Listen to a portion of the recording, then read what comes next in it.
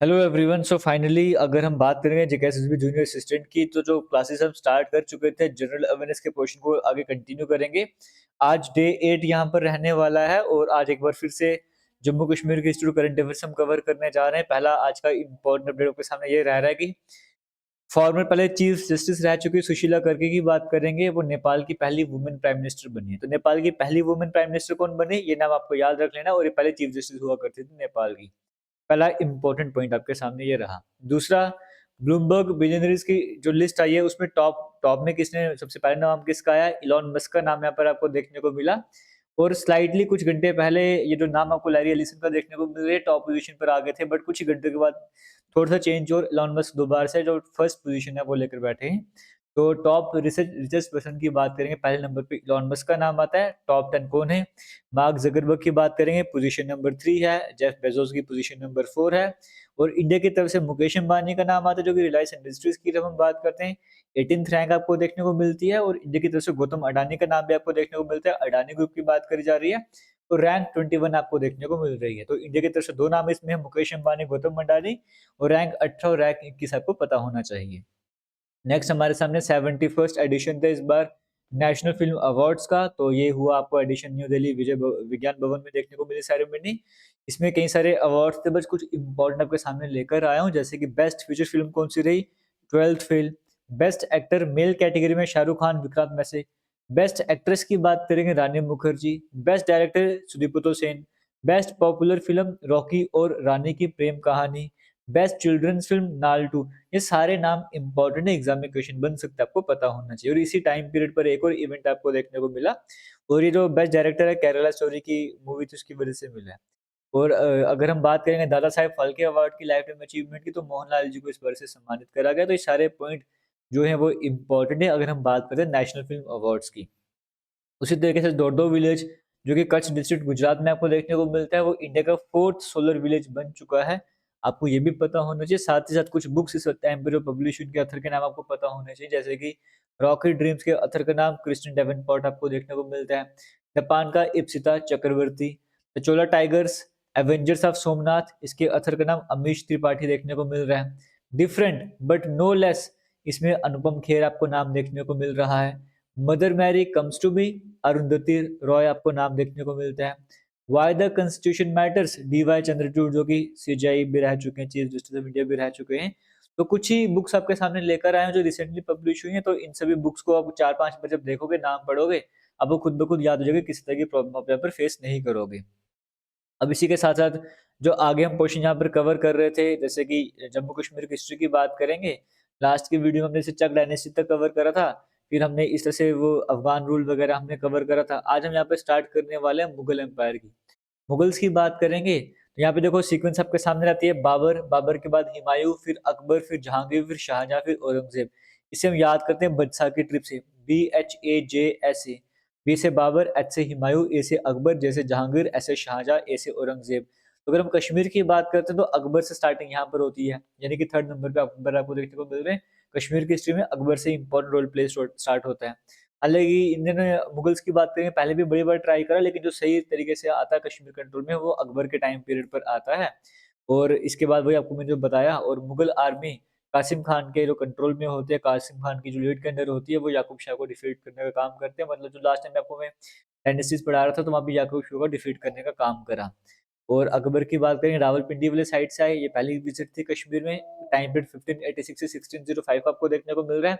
कुछ टाइम बारामूला में बिताया। उसके बाद फिर मुगल्स की बात करेंगे, इन्होंने कश्मीर का जो रूट था दिल्ली से लाहौर से आया करते थे, उसको परमानेंट ही मतलब कर बना दिया था, रूट बना दिया था। और इस रास्ते में कई सारी आपको सिराइज आपको देखने को मिलती, जहाँ पर वो रुका करते थे, वेट करा करते थे। इसी तरीके से इस रास्ते में एक सबसे बड़ी सिराई चिंगिस वली की बात करेंगे, वो अभी भी आपको देखने को मिल सकती है। अकबर की बात करें, कहा जाता है 3 बार आया था। और कुछ हिस्टोरियंस बोलते हैं कि 4 बार कश्मीर में विज़िट करा था। और एक विज़िट ऐसी थी जहाँ पर जो हरी पर्वत फोर्ट की बात करते थे, फेंसिंग करवाई गई थी। वो एक ये किसने करवाई थी, आपको यहाँ से पता लग रहा है, अकबर के द्वारा करवाई गई थी। एक नई सिटी नागौर, नागौर की बात करें, उसकी भी फेंसिंग करवाई गई थी। इसके 3 गेट्स आपको देखने को मिल रहे थे। कच्ची दरवाज़ा, संगीन दरवाज़ा, बज्जी दरवाज़ा, ये 3 तरह के गेट उसके देखने को मिल रहे थे। और फिर तुज़ुक के गा जहांगीरी की बात करेंगे, यहाँ पे बताया जाता है कि फोर्ट और जो फेंसिंग थी हरी पर्वत की, वो अकबर के ऑर्डर पर ही करवाई गई थी 1598 में। तो यहाँ पे इम्पोर्टेंट बन जाता है कि जो फेंसिंग करवाई गई थी, अगर हम बात करें हरिपर्वत फोर्ट की, वो किसने करवाई थी? वो अकबर ने करवाई थी। फिर ये जैसे गेट हैं, ये गेट के नाम भी आपसे पूछे जा सकते हैं, बट डिफिकल्ट है, मुश्किल ही पूछेगा। और अकबर भी कई बार जब भी आएगा तो एक बार अपने साथ अपने मिनिस्टर राजा तोडरमल की बात करें, इनको साथ में लेकर आए थे और मेजरमेंट का काम वगैरह करने का काम स्टार्ट करा था। और जो फोर्स लेबर का काम नहीं कर रहे थे, जो लेबर वहाँ पे काम किया करते थे, उन्हें पेमेंट वगैरह भी किया करते थे और आर्मी मेंटेन करके रखी हुई थी। ये अकबर की टाइम की अगर हम इंपॉर्टेंट बातें बात करेंगे, देखो हरिपर्वत फोर्ट की फेंसिंग हो गया, नगर नागौर सिटी की बात करिए, फाउंडेशन बोलो, फेंसिंग बोली, ये कुछ इंपॉर्टेंट काम है जो आपको पता होना चाहिए। और इसी के साथ-साथ आगे और आपको इंपॉर्टेंट बातें बताऊँगा। तो आपको मैंने बताया राजा टोडरमल की बात करेंगे, फाइनेंस मिनिस्टर थे, वो भी सामने आए थे यहाँ पर। और एक रेवेन्यू का नया सिस्टम लेकर आए, इसका नाम ज़ब्त रखा गया था। टैक्स जो सिस्टम लेकर आया था, उसका नाम दहशत रखा गया था। ये 2 टर्म्स भी इंपॉर्टेंट बन जाते हैं, ये भी आपको पता होना चाहिए। और अकबर के दौरान में नवरत्न हुआ करते थे, उसमें एक नर ये भी आपको नाम देखने को मिलता है। तो बाकी नवरत्न आप पढ़ना चाहते हो आपके सामने स्क्रीन पे, आप वीडियो को पॉज़ करके आराम से कवर कर सकते हो। और अकबर की बात करेंगे, कहा गया था अकबर के द्वारा कि जो मुल्ला अहमद ने जो ट्रांसलेशन करी थी राज तिलक ने, कि उसको दोबारा रीराइट लिखा जाए, दोबारा से उसे लिखा जाए, ऐसा भी कहा गया था। और नसीम बाग की बात करेंगे, जो कि यहाँ अगर हम बात करेंगे डल लेक के साइड में आपको देखने को मिलता है, इसकी बात करेंगे, ये भी अकबर के द्वारा बनवाया गया था। और कई सारे चिनार ट्रीज़ भी बाद में शाहजहाँ ने इसके आस-पास प्लांट करवाए थे, बट मेन है कि नसीम बाग जो है वो अकबर के द्वारा बनवाया गया था। जेरोम ज़ेवर की बात करेंगे और बेनोइस्ट की बात करेंगे, ये पहले यूरोपियंस थे, जिन्होंने कश्मीर में विज़िट करा था और अकबर के साथ आए थे। तो अकबर के साथ 2 यूरोपियंस या फ्रेंच की बात करेंगे, वो कौन यूरोपियंस कौन से देखने को मिलते हैं? जेरोम और बेनिस्ट, ये 2 नाम आप याद रख लेना। तो अकबर का जितना भी इम्पोर्टेंट डाटा है, वो सारा कवर कर लेना। इसके बाद हम आगे चलेंगे, जहांगीर की बात करते हैं। जहांगीर का टाइम पीरियड 1505 से 1627 तक आपको देखने को मिलता है। और तुझो के जहांगीर में कई सारे फैक्ट्स मेंशन हैं और इसे जहांगीर ने लिखा था पर्शियन लैंग्वेज में। और वहाँ पर उन्होंने झेलम रिवर के बारे में मेंशन करा। झेलम रिवर को बिहात के नाम से जाना जाता है। यानी कि झेलम रिवर का एक और नाम आपको देखने को मिल रहा है, बिहात आपको नाम देखने को मिल रहा है। और जहांगीर बड़े इम्प्रेस हुए थे। और जहाँ से ये झेलम नदी की बात करेंगे, इसका जो मतलब हम बोलेंगे ना कि एंट्रेंस वगैरह या एंट्री स्प्रिंग जो आपको यहाँ से देखने को मिलती है, वो कौन सी वेरीनाग स्प्रिंग है, इससे बड़े इम्प्रेस हुए थे।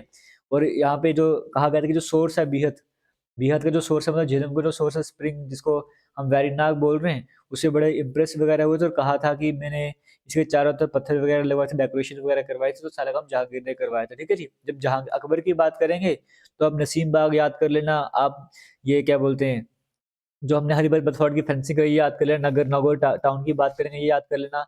जब हम जहांगीर की यहाँ पर बात कर रहे हैं और अकबर के टाइम पर, आप ये 2 नाम भी याद कर लेना, जो यहाँ पे यूरोपियंस आए थे, ये 2 नाम भी आप इम्पोर्टेंट याद कर लेना। अकबर की जहांगीर की जब हम बात कर रहे हैं, आप झेलम रिवर या वेरीनाग स्प्रिंग की फेंसिंग याद कर लेना, बड़ा इंप्रेस हुए थे उससे। जहांगीर अपनी क्वीन नूरजहाँ के साथ भी कश्मीर में कई बार एंट्री हुई थी, शालीमार बाग का काम स्टार्ट करवाया था। और अछबल गार्डन की बात करेंगे, वो जहांगीर की वाइफ नूरजहाँ के द्वारा बनवाया गया और फिर उसके बाद रीमॉडल करवाया गया था, हालाँकि इनकी डॉटर के द्वारा, शाहजहाँ की डॉटर के द्वारा। फिर निशात बाग की बात करेंगे, जो भी डल लेक आपको साइड में देखने को मिलता है। ये सेकंड लार्जेस्ट मुगल गार्डन माना जाता है कश्मीर का। और इस बाग को भी जो डिज़ाइन करा गया था, वो आसिफ खान के द्वारा करवाया गया था, जो कि नूरजहाँ की बात करेंगे, इनके बड़े भाई। जहांगीर के टाइम पे तो जहांगीर ने शालीमार बाग करवा दिया, अछबल गार्डन इनकी वाइफ नूरजहाँ ने करवा दिया और नूरजहाँ के भाई ने, अगर हम यहाँ पर बात करें, निशात बाग करवा दिया। ये कुछ इंपॉर्टेंट पॉइंट हैं। लास्ट की स्लाइड में आपको बताया ना, चिंगस हुआ करती थी, सराइस हुआ करती थी, जहाँ पे मुगल्स आके रुका करते थे। ऐसी एक सराय की अगर हम बात करेंगे, वहाँ पे जहांगीर रुके थे, तो वो तब उनकी डेथ वगैरह हुई थी। और फिर वो इन्होंने सिराजुद्दीन की बात करेंगे, पुंछ का नया रूलर भी किसने बनाया था? जहांगीर ने बनवाया था। किसको? सिराजुद्दीन को बनाया था। ये कुछ इंपॉर्टेंट पॉइंट आपने याद करने हैं अकबर के टाइम के, कुछ आपने याद कर लिए जहांगीर के टाइम पीरियड के। और हम शाहजहाँ की बात करेंगे, चश्मशाही आपको पॉइंट याद रख लेना है। कमीशन करा था इसको शाहजहाँ ने ही करवाया था अपने बड़े बेटे दारा शिकोह के लिए। और अगर हम बात करेंगे, इसको बनाया, कमीशन ऑर्डर इन्होंने दिया था, लेकिन बनाया किसने था? अली मर्दान खान गवर्नर हुआ करते, उनके द्वारा बनाया गया था। और परी महल की बात करेंगे, ये भी इन्हीं के टाइम पीरियड पर बना था, वो दारा शिकोह के द्वारा बनवाया गया था। और लाइब्रेरी वगैरह की तरह भी इसको यूज़ करा गया था। अकबर की बात करेंगे, जिन्होंने, अच्छा ये चलो अलग से चीज़ आ जाएगी। मेन 2 पॉइंट चश्मशाही याद करें जब शाहजहाँ की बात करते हैं, चश्मशाही के साथ इस टाइम पे परी महल की भी बात करें, जो कि दारा शिकोह के द्वारा बनवाया गया था। ये 2 पॉइंट इंपॉर्टेंट बनते हैं। बट चश्मशाही की जब हम बात करेंगे, इनके टाइम पे कमीशन करवाया गया था, बट बनवाया किसने था? अली मर्दान खान ने बनाया था इसे। तो फिर औरंगज़ेब की बात करेंगे, सिर्फ़ एक ही बार कश्मीर में एंट्री हुई। इसके टाइम पीरियड पर 14 गवर्नर से सूबेदारों ने कश्मीर में रूल करा, क्योंकि खुद यहाँ पर रहना नहीं है, तो गवर्नर्स यहाँ पे रख देने हैं। और इसमें फ्रांसिस बर्नर की बात करेंगे, अकबर के टाइम पे यहाँ पे इनके टाइम पे जैसे 16 यहाँ पे एंट्री आपको देखने को मिलती है औरंगज़ेब के टाइम पे। 1707 में डेथ हो गई थी, वही टाइम पीरियड आपको यहाँ पर देखने को मिल रहा है। फिर इसके बाद अगर मैं बात करूँगा जैसे मुगल एम्पायर खत्म होता है, फिर मुगल एम्पायर के बाद अफ़गान रूल यहाँ पे स्टार्ट हो चुका है ना? जैसे लास्ट में चक डायनेस्टी वगैरह पढ़ी थी हमने, मुगल रूल हमने कवर कर लिया, फिर हम अफ़गान रूल की तरफ चल रहे हैं। टाइम पीरियड आपके सामने स्क्रीन में है और इसे अफ़गान एम्पायर की बात करें, दुरानी एम्पायर के नाम से भी जाना जाता है, पठान एम्पायर के नाम से भी जाना जाता है। 67 पीरियड तक अफ़गान रूल रहा था जम्मू-कश्मीर कश्मीर की बात करेंगे और उसे डार्केस्ट पीरियड माना जाता है कश्मीर की हिस्ट्री का। 66 ईयर तक कश्मीर 5 अफ़गानी किंग थे, उनके कंट्रोल में रहा, जो 5 नाम आपको याद कर लेने हैं, अहमद शाह अब्दाली, तैमूर शाह, ज़मन शाह, शाह सुजा और महमूद शाह, जिसमें सबसे इम्पोर्टेंट नाम अहमद शाह अब्दाली का आपको याद कर लेना है। और अगर इस टाइम पीरियड 67 ईयर्स की अगर हम बात करें, 5 रूलर्स आपने याद करे, लेकिन 28 अफ़गान गवर्नर्स भी आपको इस टाइम पर देखने को मिले थे, जिन्होंने डायरेक्टली या फिर इनडायरेक्टली कश्मीर में रूल करा था। इस टाइम पीरियड पर बात करते हैं। अफ़गान एम्पायर के टाइम पीरियड की बात करते हैं और अफ़गानिज़ को के लिए जैसे सर काटना और फूल काटना एक बराबर हुआ करता था, ऐसे माना जाता है। तो कुछ जो बुक्स जहाँ से अफ़गान रूल्स की हमें इन्फॉर्मेशन मिलती है, गुलशन-ए-दस्तूर, बाग-ए-सुलेमान, मजमू तवारीख़, कैफ़ियत-ए-इंतज़ाम मुल्क कश्मीर, वाजिज़ तवारीख़, तारीख़-ए-हसन, ये कुछ बुक्स हैं। हालाँकि यहाँ से डिफ़िकल्ट एग्ज़ाम में क्वेश्चन वगैरह आ जाए, बट फिर भी अगर आपको कवर करना होगा, आप कवर कर लेना। अब हमने बात की ना 5 रूल्स, उसमें एक नाम आपको अहमद शाह अब्दाली का बताया, ये नाम आपको इम्पोर्टेंट पता होना चाहिए। 1753 में अफ़गान की आर्मी, क्योंकि इन्विटेशन मिलता है कि हमारे कश्मीर की अगर हम बात करें, मुगल एम्पायर चल रहा था, तो आप यहाँ पर आइए। तो इन्विटेशन वगैरह मिलता है, तो यहाँ पे अब्दुल्ला खान इशक इक्कासी की बात करेंगे। अफ़गान की आर्मी के लीड इनकी मतलब अंडरशिप में, तो जो यहाँ पे कश्मीरी फ़ोर्सेस जो रहती हैं शोपियाँ के पास, वहाँ पे बैटल वगैरह होती है। तो अब्दुल खान इशक इक्कासी की बात करेंगे, वो बुरी तरीके से जीत जाता है और जीतने के बाद अगले 5-6 महीने तक बुरी तरीके से कश्मीर लूटने का काम किया जाता है। और फिर उसके बाद अब्दुल हसन खान की बात करेंगे, सिख जीवन राम की बात करेंगे, इनका भी टाइम पीरियड यहाँ पे कश्मीर में देखने को मिला, जब माहौल दोबारा से थोड़ा-सा शांत हो चुका था, थोड़ा-सा बेटर चल रहा था। लूट और प्लंडरिंग के बाद अब्दुल्ला खान इशक इक्कासी की बात करें, काबुल चले जाते हैं। लोकल्स उस टाइम पे बड़ा खुश हुए थे, लेकिन इतनी ज़्यादा खुशी टिक नहीं पाई थी, फ़ेमीन वगैरह भी आ चुका था, लोकल्स अटैक भी वहाँ पर हो चुका था। इस टाइम पे सिख जीवन राम की बात करेंगे, उन्होंने 80 लाख केजी राइस जो डिस्ट्रीब्यूट फ्री में करवाया था, फ्री डिस्ट्रीब्यूट किया था गरीब लोगों में। इसलिए इस टाइम पीरियड पे जो थोड़ी खुशियाँ वगैरह दोबारा से कश्मीर में आ चुकी थी, बट ज़्यादा नहीं टिकी थी। तो अहमद शाह अब्दाली की बात करेंगे, इसके बाद कई सारे गवर्नर्स रहे, जिन्होंने अलग-अलग तरीके से गवर्नरशिप तरीके से रूल यहाँ पर किया करते थे। तो आमिर खान शेर जवान की बात करेंगे, टाइम पीरियड आपको बताया गया है, इस टाइम पे भी थोड़ा रिलीफ आपको देखने को मिला था। और अमीरा कदल ब्रिज की बात करें, कहा जाता है इन्होंने ही बनवाया था, और शेरगढ़ी पैलेस की बात करेंगे, इन्होंने बनवाया था ऐसे कहा जाता है। अंचारो डल लेक को नाला आमिर खान कनाल से कनेक्ट करने का काम करवाया था। हाजी करीमुद्दीन खान की बात करेंगे, ये भी थोड़ा-सा आपको वैसे देख देख टाइम पीरियड आपको देखने को मिला था। ज़र-ए-हुबाब की बात करेंगे, ग्रेन टैक्स लगा दिया फार्मर्स में। और मर्चेंट्स में अलग से टैक्स लगाया, बैंकर्स में अलग से टैक्स लगाया, टैक्सिंग का सिस्टम आपको देखने को मिला। अता मोहम्मद खान की बात करेंगे, ये भी गवर्नर रहे इस टाइम पीरियड पर। तो इस टाइम पे शिया जो ब्राह्मण्स की बात करेंगे, मेन टारगेट यहाँ पे बना के रखे हुए थे। हरी पर्वत फोर्ट की बात करेंगे, जो कि अफ़गान गवर्नर अता मोहम्मद खान के द्वारा ही बनाया गया था। लास्ट अफ़गान गवर्नर की बात करेंगे, वो ज़फ़र खान का नाम आपको देखने को मिलता है। और जैसे ही हमारे पास मुगल एम्पायर खत्म हुआ, मुगल एम्पायर के बाद अफ़गान रूल आया, अफ़गान रूल में क्रुएलिटी चल रही है, तो फिर सिख रूल आएगा। तो पंडित बिरबल दर की बात करेंगे, रज़ा कक दर की बात करेंगे, ये चाहते हैं महाराजा रणजीत सिंह से, रिक्वेस्ट करते हैं कि आप हमारे यहाँ पर आइए, कश्मीर में यहाँ पे हालात ख़राब है, थोड़ा ठीक कीजिए।